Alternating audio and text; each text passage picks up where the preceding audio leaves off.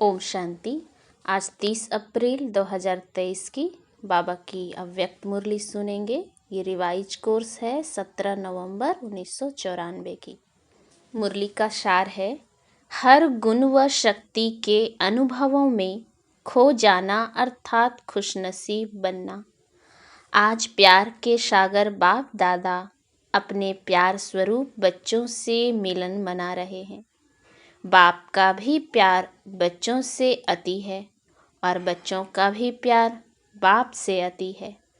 ये प्यार की डोर बच्चों को भी खींच कर लाती है और बाप को भी खींच कर लाती है। बच्चे जानते हैं कि ये परमात्मा प्यार कितना सुखदाई है। अगर एक सेकंड भी प्यार में खो जाते हो तो अनेक दुख भूल जाते हैं। सुख के झूले में झूलने लगते हो। ऐसा अनुभव है ना। बाप दादा देख रहे हैं कि दुनिया के हिसाब से आत्माएं कितनी साधारण हैं, लेकिन भाग्य कितना श्रेष्ठ है। जो सारे कल्प में चाहे कोई धर्म आत्मा हो, महान आत्मा हो, लेकिन ऐसा श्रेष्ठ भाग्य न तो किसी को प्राप्त है न हो सकता है। तो अति साधारण और अति श्रेष्ठ भाग्यवान बाप दादा को साधारण आत्माएं ही पसंद है। क्यों? बाप स्वयं भी साधारण तन में आते हैं। कोई राजा के तन में या रानी के तन में नहीं आते। कोई धर्मात्मा महात्मा के तन में नहीं आते। साधारण तन में स्वयं भी आते हैं और बच्चे भी साधारण ही आते हैं। आज का करोड़पति भी साधारण है। साधारण बच्चों में भावना है और बाप को भावना चाहिए। देह भान वाले नहीं चाहिए। जितना बड़ा होगा उतना भावना नहीं होगी, लेकिन भान होगा। तो बाप को भावना का फल देना है और भावना साधारण आत्माओं में होती है। नामी ग्रामी आत्माओं के पास न भावना है न समय है। तो बाप देख रहे हैं कि कितने साधारण और कितने श्रेष्ठ भावना का फल प्राप्त कर रहे हैं।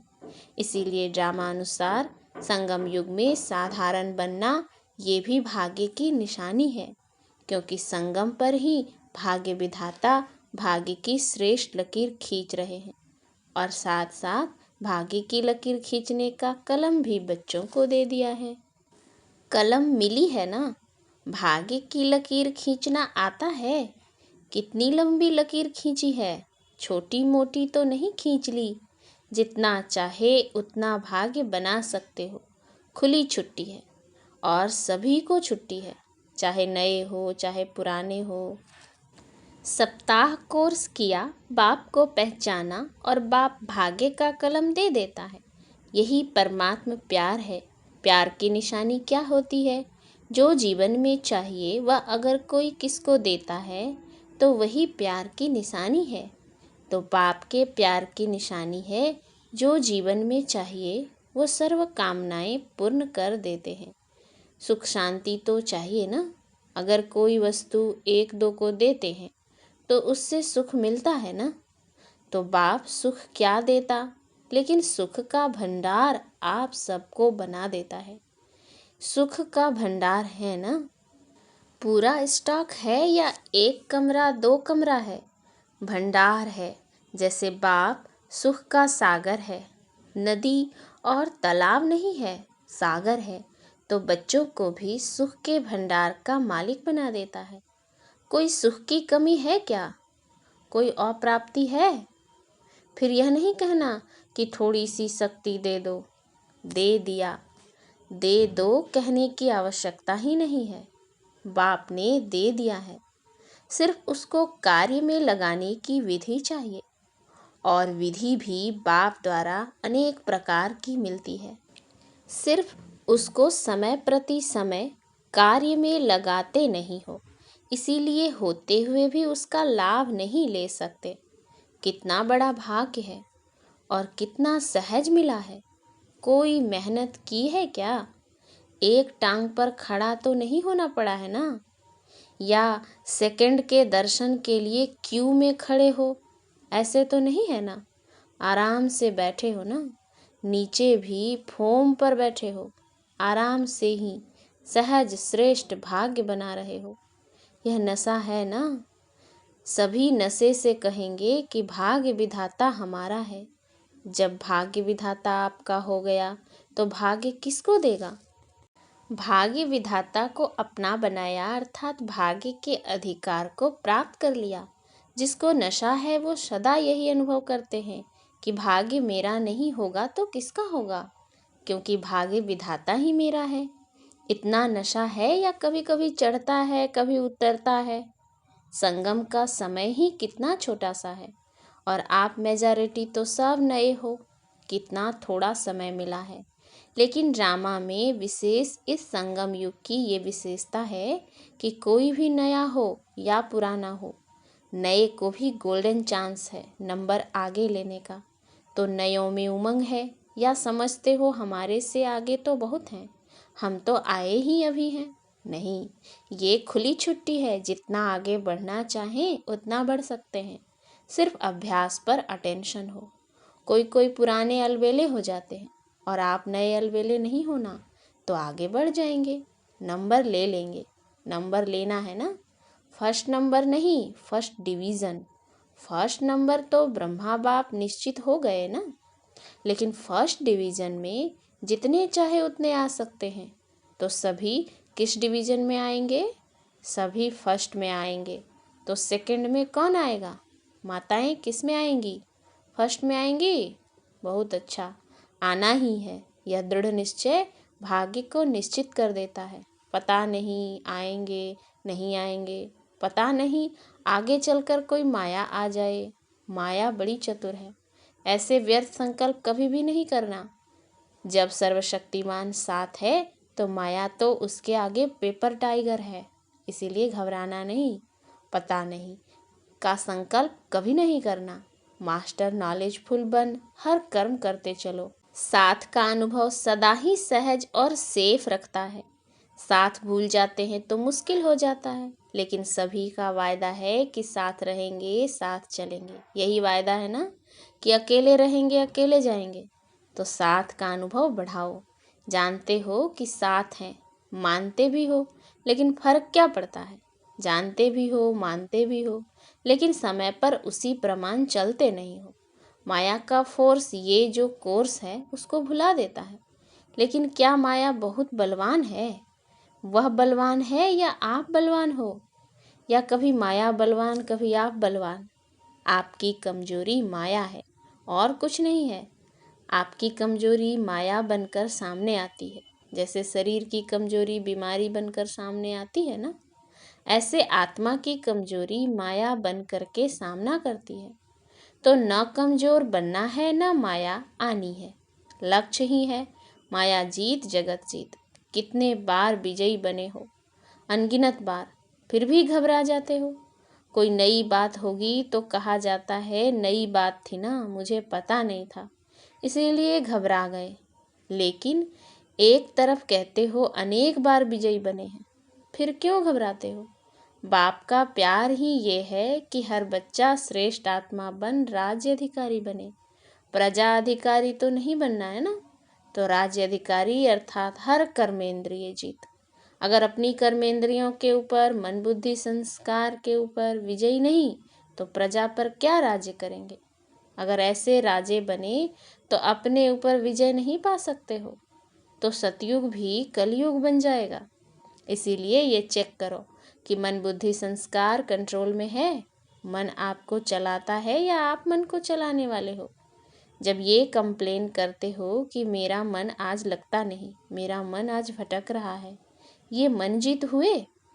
आज मन उदास है, आज मन और आकर्षण की तरफ जा रहा है, ये विजय के संकल्प हैं। तो जो स्वयं पर विजय नहीं पा सकते हैं वो विश्व पर कैसे विजय प्राप्त करेंगे? इसीलिए चेक करो कर्मेंद्रिय जीत मन जीत कहाँ तक बने हैं। अगर फर्स्ट डिवीजन में आना है तो इस लक्षण से लक्ष्य को प्राप्त कर सकते हो।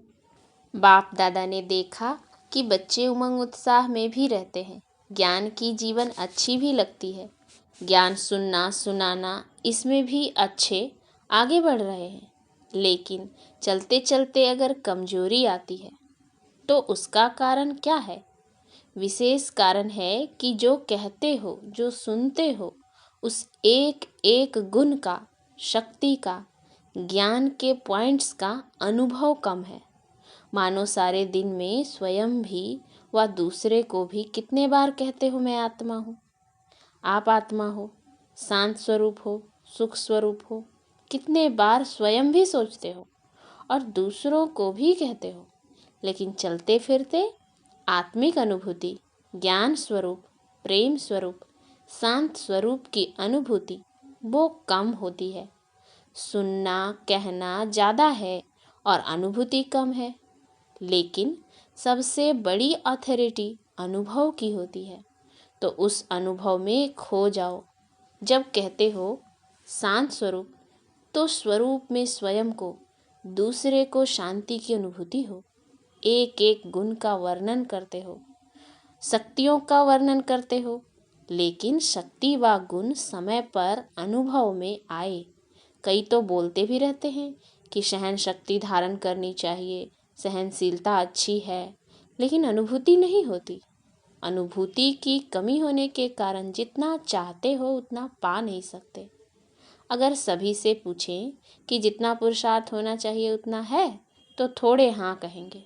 तो जितना मिल रहा है उतना जीवन में व कर्म में अनुभव हो। सिर्फ सोचने में अनुभव नहीं हो, लेकिन चलन में, कर्म में, शक्तियाँ, गुण स्वयं को भी अनुभव हो, दूसरों को भी अनुभव हो। कहते ही हो कि ज्ञान स्वरूप है, तो वह स्वरूप दिखाई देना चाहिए ना। और स्वरूप सदा होता है, स्वरूप कभी कभी नहीं होता है। अज्ञान काल की जीवन में यदि किसी का क्रोधी स्वरूप होता है, तो जब भी कोई बात होगी तो वो स्वरूप दिखाई देता है, छिपता नहीं है। चाहे छोटी बात हो या बड़ी बात हो, लेकिन जिसका जो स्वरूप होता है वह दिखाई देता है। स्वयं को भी अनुभव होता है और दूसरों को भी अनुभव होता है। क्या कहते हैं, ये है ही क्रोधी, इसका संस्कार ही क्रोध का है, तो संस्कार दिखाई देता है ना। ऐसे ये ज्ञान स्वरूप, शांत स्वरूप, सुख स्वरूप अनुभव में आए, तो अनुभवी मूर्त ये है श्रेष्ठ पुरुषार्थ की निशानी। तो अनुभव को बढ़ाओ। जो कहा वो अनुभव किया। अगर अनुभव नहीं होता है तो उसका कारण ये है कि जो समय प्रति समय विधि मिलती है उस विधि के ऊपर अटेंशन कम है। जितना ज्ञान को, शक्तियों को, गुणों को रिवाइज करते रहेंगे तो रियलाइज सहज होगा। रिवाइज नहीं करते तो रियलाइजेशन भी कम है। सुना बहुत अच्छा, लेकिन चलते फिरते रिवाइज होना चाहिए। जैसे दुनिया वाले कहते हैं कि कर्म ही योग है। कर्म और योग अलग नहीं मानते, कर्म ही योग मानते हैं। कर्म से योग लगाना, इसी को ही कर्म योग समझते हैं। लेकिन कर्म और योग दोनों का बैलेंस चाहिए। कर्म में बिजी रहना योग नहीं है। कर्म करते योग का अनुभव होना चाहिए। कर्म में बिजी हो जाते हैं तो कर्म ही श्रेष्ठ हो जाता है, योग किनारे हो जाता है। चलते चलते यही अलबेलापन आता है। तो कर्म में योग का अनुभव होना, इसको कहा जाता है कर्मयोगी। मूल बात है अनुभवी स्वरूप बनो। एक एक गुण के अनुभव में खो जाओ, शक्ति स्वरूप बन जाओ। आपके स्वरूप से शक्तियाँ दिखाई दे। अभी भी देखो, अगर कोई में कोई विशेष शक्ति होती है तो उसके लिए कहते हो ये बहुत सहनशील स्वरूप है, इसमें समाने की शक्ति बहुत दिखाई देती है। तो कोई में दिखाई देती है, कोई में नहीं, और कभी दिखाई देती है कभी नहीं, तो अटेंशन कम हुआ ना। तो हर शक्ति, हर गुण, हर ज्ञान की पॉइंट्स आपके स्वरूप में अनुभव करें, और वो तब होगा जब पहले स्वयं को अनुभव होगा। अगर स्वयं अनुभवी होगा तो दूसरे को उससे स्वतः ही अनुभव होगा। और जब अनुभव करते हो तो कितनी खुशी होती है। एक सेकंड भी अगर किसी गुण व शक्ति का अनुभव होता है तो कितनी खुशी बढ़ जाती है। और जब सदा अनुभवी स्वरूप होंगे तो सदा चेहरे पर खुशी की झलक, खुशनसीब की झलक अनुभव होगी। तो अनुभव को बढ़ाओ। विधि तो स्पष्ट है ना। अच्छा, सभी खुशनसीब तो हो ही, लेकिन विशेष खुशी मनाने आए हो तो सबको खुशी मिली है। सब आराम से रहे हुए हो, मन आराम में है तो तन को आराम मिल ही जाता है। ये तो होना ही है। जितना स्थान बढ़ाएंगे उतना कम होना ही है। ये भावी है, उसको क्या करेंगे। और अच्छा है, रिहर्सल हो जाती है। जहाँ बिठाओ, जैसे सुलाओ, इसकी रिहर्सल हो जाती है। तो पट में सोना अच्छा है। पटराजा बन गए ना। शास्त्रों में तो पटरानी और पटराजा का बड़ा गायन है। आप तो बहुत सहज बन गए। कोई तकलीफ है?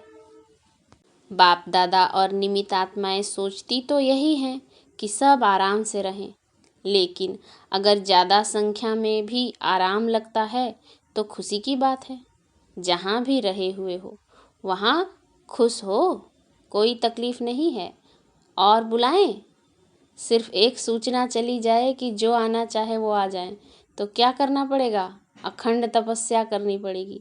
खुशी की खुराक खाओ और अखंड योग करो, फिर तो सभी आ सकते हैं। करेंगे? थक नहीं जाएंगे? भूख नहीं लगेगी? 7 दिन नहीं खाएंगे? 7 दिन खाना नहीं मिलेगा। बाप दादा ऐसा हठ कराना नहीं चाहते। सहज योगी हो ना। ये परमात्म मिलन कम भाग्य नहीं है। ये परमात्म मिलन का श्रेष्ठ भाग्य कोटों में कोई आप आत्माओं को ही मिलता है। अच्छा, मिल लिया ना। भक्ति में तो जड़ चित्र मिलता है और यहाँ चैतन्य में बाप बच्चों से मिलते भी हैं, रूह रिहान भी करते हैं।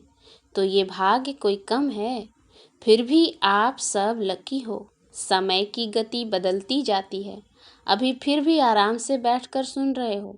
आगे चलकर वृद्धि होगी तो बदलेगा ना। फिर भी आप लकी हो, क्योंकि टू लेट के टाइम पर नहीं आए हो, लेट के टाइम पर आए हो। तो सब खुश हो।